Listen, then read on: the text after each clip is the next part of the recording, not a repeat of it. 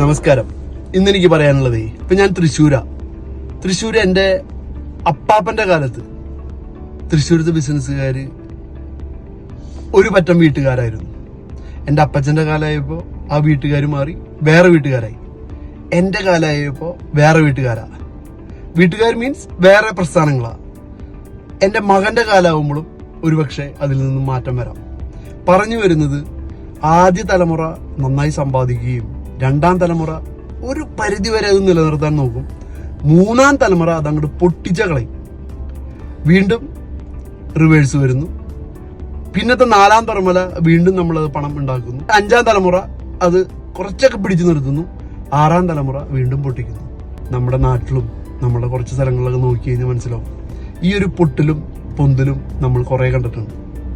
ഇവിടെ അതിൽ നിന്ന് വ്യത്യസ്തമായ ചില ഇന്ത്യയിലെ ഒരുപാട് പ്രസ്ഥാനങ്ങളുണ്ട്.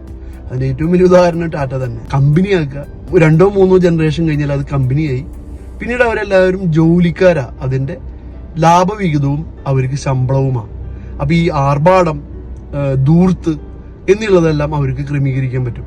ഇല്ലെങ്കിൽ ഈ റൊട്ടേഷൻ വീണ്ടും വന്നിരിക്കാം. നിങ്ങളും ഒന്ന് ആലോചിച്ച് നോക്കിയാൽ മതി.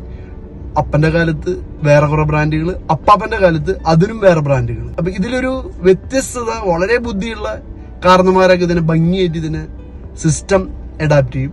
പിന്നെ അതിലേക്ക് പോകും.